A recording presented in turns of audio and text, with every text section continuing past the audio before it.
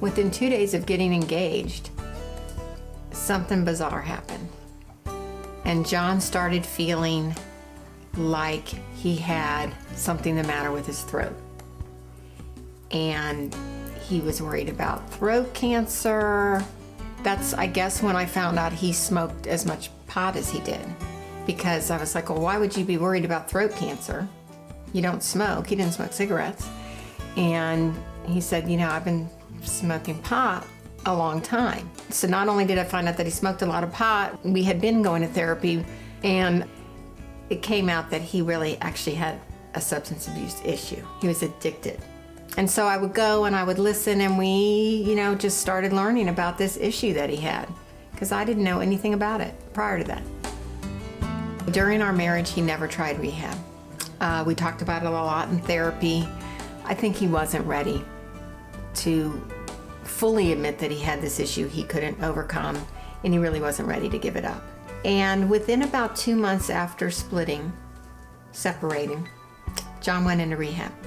So 14 years of therapy, didn't do the trick, and we separate and he goes into therapy. And I honestly believe this is the part, you women who are out there married to addicts, this is the part we play. John wasn't going to stop doing drugs as long as I was there playing my part. And I can't point to what my part is. It's more subtle than that. But it was enabling him to have a life and do drugs. The first advice I would give anybody who's living with an addict, get into couples therapy. Now, people sometimes laugh at me and go, okay, Ginger, you were in couples therapy for 14 years and you still got divorced. And I say, I have the best divorce of anyone you'll probably ever meet. That's because we learned how to communicate in therapy. We learned a lot about each other's issues. I learned a lot about the problem of addiction and what an enabler was. So what I know now and what I've learned is being with John wasn't the first time I was in a relationship with someone who had addictive behaviors. I could count them up starting in high school.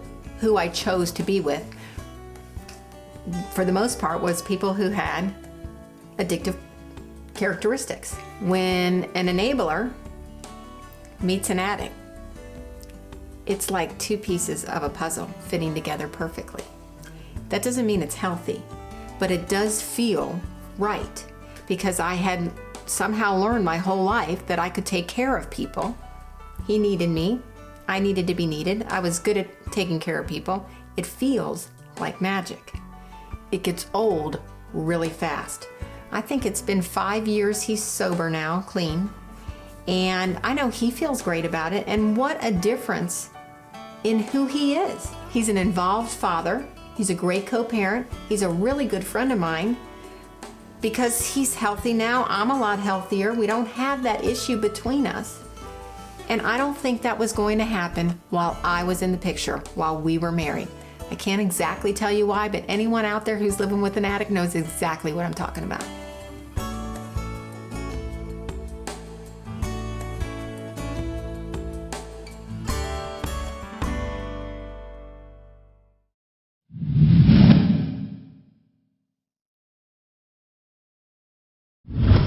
My name's Katie. I'm 20. My name's Christy. I'm 28 years old. I had a pretty bad heroin addiction. I had surgery 10 years ago. Ever since then, I've been struggling with addiction to opiates. And it went to Suboxone, and that brought me here.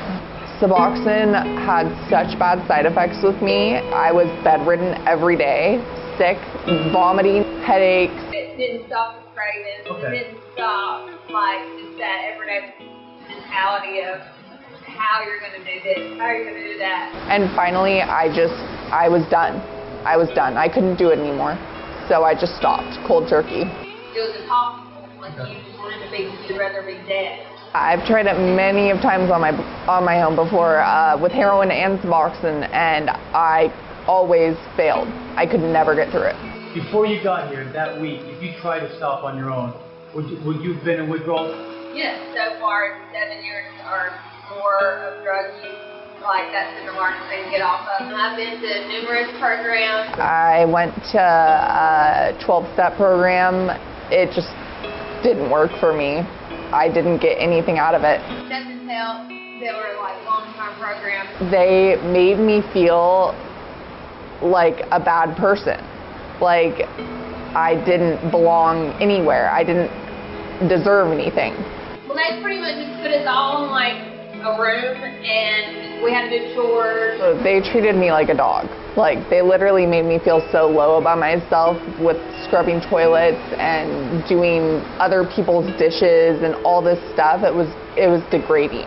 And here they are positive. They make you feel good about yourself. Everything here is wonderful. Nothing like anything else. Everyone is so friendly. I've grown really close with a lot of people here. It's going to be hard to say goodbye. Without coming here, I would probably be dead by now. This was like a miracle. I did not expect this. It's beautiful. It is. I wish I could stay out here. It's beautiful. Everything it looks like on the website. I did the IV drip with the vitamins and nutrients. I did the sauna, salt bath, massages, the hyperbaric chamber. The food is awesome. If you want to beat this is the only way. Trust me, I truly believe it. 1 out of 10 when you walked in here, what were your withdrawals at? Probably about a 5 or 6. 5 or 6. Right now, sitting here, 6 days after you got here, what are your withdrawals at? I don't have to. So when you walked in here, were you on withdrawal? 1 out of 10, what was your withdrawal? Oh, it was like a 7. By the next day, what was your withdrawals at? 1 out of 10. It was a 0. A 0. 0. I just want to kind of rebuild those connections with my family and my friends. My parents, my siblings, my husband, my daughter, grandparents. Then, you know, move forward and be a better friend and family member to them. We're grateful. I didn't think I could ever be this happy again and feel like myself again, and I actually do.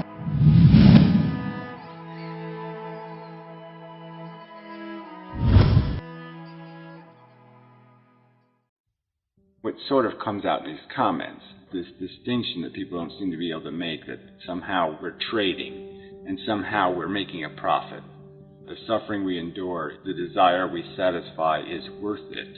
They don't even get, I say the word addiction and they don't even acknowledge that as a concept. And they kind of think that our repulsions to something are just as subjective as our attachments to things. That's really not how the mechanism works. It really does have to contrive the forward motion, something pushing you, and you're pushed by a deprivation in that direction. So again, it's a negative force pushing you to need something. These guys, I guess, would say, because most people drink. I don't know if it's true, but let's just say most people drink. A certain percentage drink way too much and pay a huge price for it. That somehow that logic is the true logic. Where I could argue, I think quite simply, that if alcohol never existed, we would have been better off. We would have been better off without that attachment or that need or that dependency. On balance has done a lot more harm than good. And I could say that about anything that we're attached to. What's the price paid? Like how many people get AIDS by having sex? All the AIDS that people end up having, or all the other venereal diseases, or even childbirth. All these connected miseries that are tied to this activity. And would I impose that on somebody? Would I give somebody AIDS to have sex 100 times? I get to have sex 100 times and then one person gets AIDS? What's the number we're going to throw out there? And is there a number that would matter in that equation? Would any amount of sexual gratification with somebody make it worth it?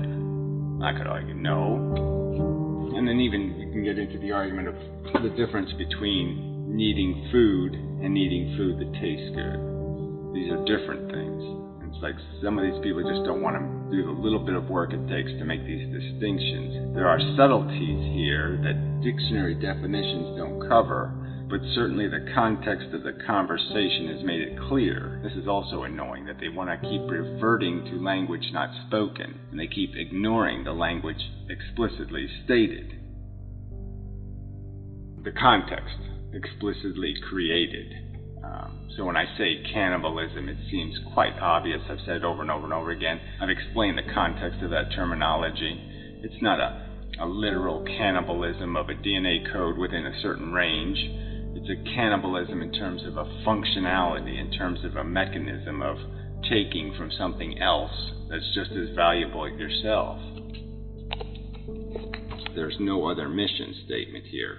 We don't accomplish anything else. We don't satisfy any other need but the necessity of a molecule replicating, and I would argue that there's no necessity to the molecule replicating. If they looked at life as it is, without this notion of a God making it, they could see that it's a terribly awful, horrible game. And it's only nihilists now who are eliminating the existence of the price paid, who can find some justification for the pretense of an excuse to play the game. The hard consciousness is a feeding machine. I've already described it. It's as insidious as a great white shark or killer whales, entertaining themselves with the success of forcing a mammal of no less credibility than themselves into the ocean so they can chew it to pieces. I can't really have a philosophical argument or a conversation with somebody unwilling to concede what's really taking place, which is the only thing that's driving you is the competition inside of you, your need, your ego, your vanity. These are the things driving you.